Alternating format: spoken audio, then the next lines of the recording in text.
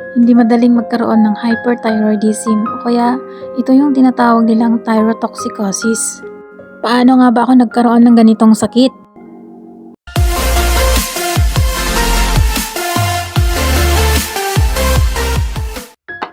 Hey guys, welcome back to my channel. So yun guys, nagkaroon ako ng sakit. So how many years din ako nagtrabaho dito and now ko lang din nalaman na may sakit akong hyperthyroidism. So ano nga ba yung hyperthyroidism guys? T3 and hyperthyroidism begins when the thyroid gland, a small butterfly-shaped organ in the front of the neck, becomes overstimulated and starts releasing too much T3 and T4. Ito yung hormones nagre-regulate ito sa function ng ating puso, sa brain, yes. And ito guys, kapag sumobra yung ating thyroid sa pag niya, yung T3 at T4 na tinatawag sa hormone is makakaramdam ka ng kakaiba. So guys, yun yung naramdaman ko, and alam nyo is the main cause na mag-trigger sa sakit na ito is yung stress talaga. Yun po.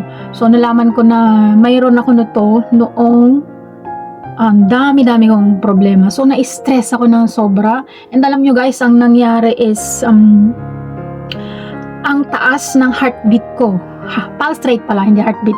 Pulse rate, yung pulso po natin sa puso, kung ilan ang bilang ng pulso natin sa isang minuto. So ano yung normal? So ang normal guys kasi is dapat 60 to 100 lang. So ang pulso natin is mabibilang natin usually dito sa may wrist. Marami tayong part ng pulso. Yan, dito meron din dito. Ayan, dapat 60 to 100 range in between of that.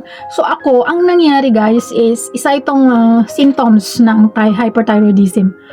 Umabot ng 130 ang pulse rate ko. So yun guys, alam niyo yung pakiramdam ko na nanghihina ako, lagi akong parang pagod, gusto kong matulog and fatigue. Yun, lagi kang pagod, gusto mong matulog ng mahaba. Yung tulog ko is minsan mag-start ako ng 8:30, magigising ako ng alas 7, so ilang oras yon, mga 11 hours mo.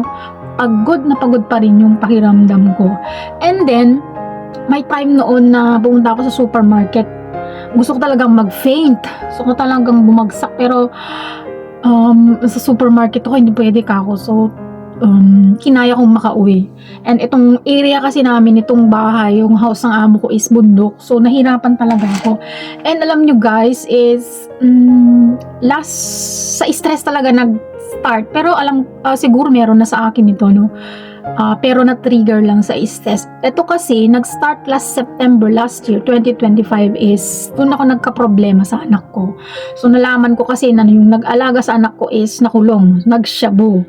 So yun yung pumasok sa utak ko na oh my god, yung anak ko paano, so nalaman ko din na ilang taon pa lang niyang ginagawa yun. So lagi daw sila sa loob ng bahay, nagkukulong, and then observe nila sa anak ko, pagkagising sa umaga, pumunta sa school is nahirapan siyang bumangon, na parang antok na antok din. So yun, and then nagkaroon ng trauma yung anak ko. Alam nyo guys, syempre ako nanay, naramdaman ko talaga yung mag-alala ako, syempre, kayo ba naman na yung ipapaalaga mo yung anak mo since baby, tas malalaman mong nagsasyabu yung nag-aalaga, mag-aalala talaga kayo. So ang ginawa ko guys is pinadoktor ko siya, nag-drug test siya, and then nag-undergo siya ng private doctor, so intusan siya mag-undergo ng tawag nito, drug test, kasi nga syempre lagi siyang kasama ng nag-alaga, and then one room lang sila. Ayun guys, talagang stress ako na malaman ko yung ganyan na sitwasyon, and then yung sasabihin ng anak ko nag-undergo siya ng DSWD interview, ano bang tawag doon, counseling, yung makwento niya lahat kung ano yung itsura ng ginagawa, yung itsura ng powder, yung foil, yung highlighter, ganun guys. So talagang gusto kong umuwi na gusto ko muna umuwi sana na magpaalam sa amo ko, pero that time kasi is kapos ako, so hindi ako makauwi. Syempre kahit na gusto mo yung umuwi ka para ayusin mo, kunin mo yung mga anak mo, is hindi ko nagawa yun. So 1 month po na iyak ako ng iyak, and then yung panganay ko na rin is naapektuhan na rin sa pag-aaral, natatakot sila kasi nga baka delikado. That time nakulong na siya, and then hindi rin nakakapag-review yung anak ko na panganay kasi nga nahihiya siya, tatanungin siya kung ano-ano mo yung nakulong, tita niya. Syempre, ganun. Naapektuhan. Kahit yung mga kasambahay doon na kasama sa iisang bahay is natatakot din sila kasi nga baka bakla biglang may sa kanila na anong tawag nito, may magmamanman sa bahay, ganyan. Kasi nga nasabi pa ng bayaw ko na may nagmamanman sa gabi. Napakabit siya ng CCTV. So yun guys. So the time stress ako doon po. Ilang months din na naiyak-iyak ako, and then doon po is doon na-trigger yung aking sakit na hyperthyroidism. So nakakatakot din pala guys. So alam yung artista na si Bella, pumayat talaga siya na nagkaroon ng hyperthyroidism. Ito kasi that time nag-start last September, nag-lose weight talaga ako. Nag-lose weight ako ng ilang buwan lang, and 2 kg ang nawala. So medyo bumalik na nga yung aking ngayon, mukha, and then stress ako, nagkaroon ako ng sobrang taas na pulse, and nangihina ako, ganyan. Tapos hindi po ako makapag-concentrate sa trabaho. That time, kinuha ko yung blood pressure para mag-check ulit ako. Hinahanap ng sir ko, sabi niya, asan yung blood pressure? Ay, ginamit ko, sabi ko, nito. So, ayun. So, kaya that time na natanong ko, nasabi ko sa kanya na ang taas kasi ng ng pulse ko na naman, sabi ko. And then, yun yung sinabi niya kay ma'am ko na, parang, nagparamdam kay sir ko na mag-book ako kay ma'am, na ibubook ako ng appointment dun sa doctor, family doctor namin. So, yun. So, yun nga guys, nung August, September, October, November, December, nagpa-doktor ako. So, ito, nalaman na meron akong hyperthyroidism, and then, pina-check up pa yung puso ko. So, yun nga, mabilis siya. May tachycardia ako, and then, yung mga symptoms is matching dun sa sakit. Yun. So, sabi ko, nag-lose weight ako ng 2 kg, and then, para akong nanghihina. And then, anong tawag nito? Basta yung pulso ko mataas, and hirapan din ako matulog kapag 3 kilos lang. So, pag natutulog ako talaga is 3 ang unan ko mataas, guys. Mataas. Hindi ako pwedeng matulog ng iisang unan lang kasi parang lulunurin yung pakiramdam ko.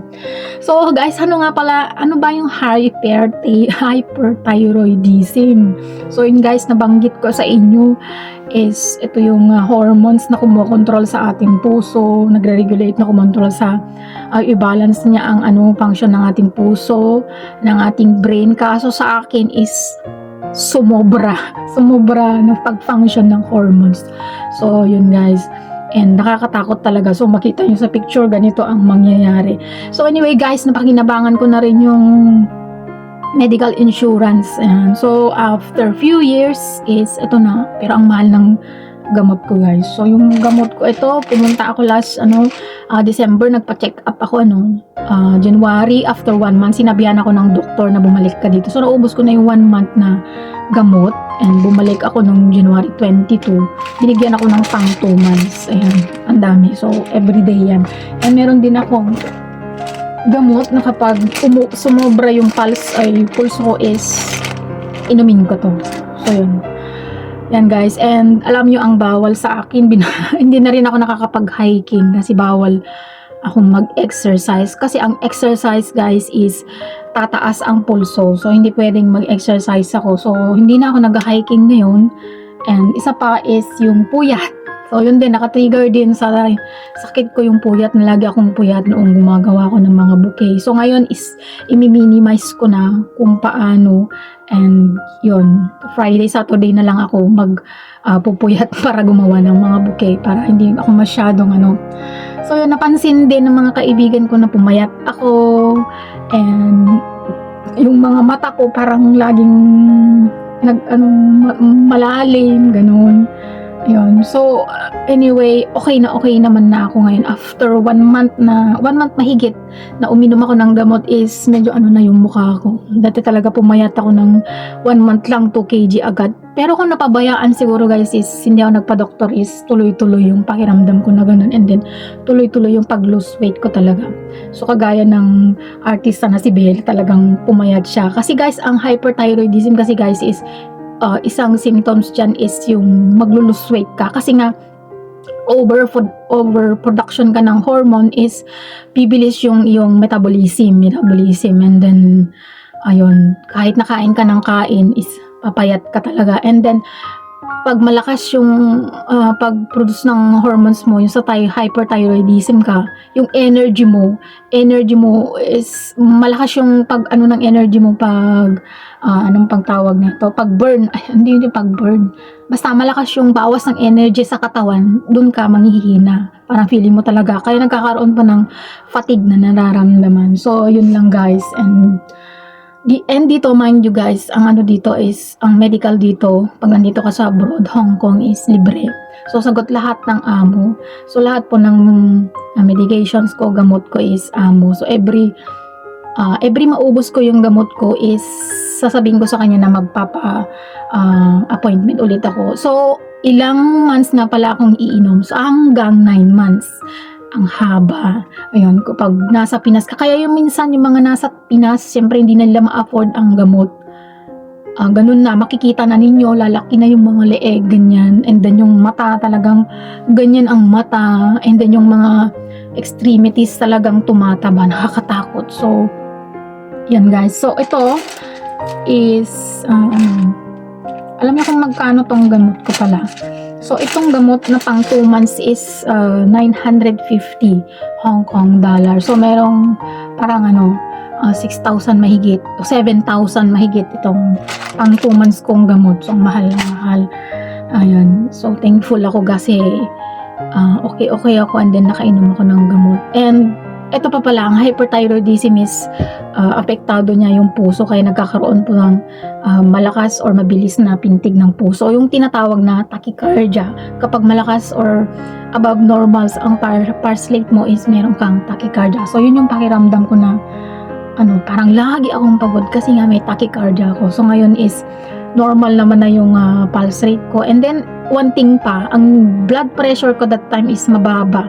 Umaabot ng merong 95/60 ganyan. So sobrang ang hina ng pakiramdam ko talaga. So yun lang guys, kapag wag kayong matakot na magsabi sa amo ninyo na may nararamdaman kayo para hindi it's not too late na malaman na pala na malala na, and then alagaan ng sarili. Ayan, so yun lang guys.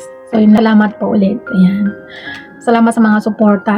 And thank you so much po ulit sa pagsubaybay. Have a great day. Bye!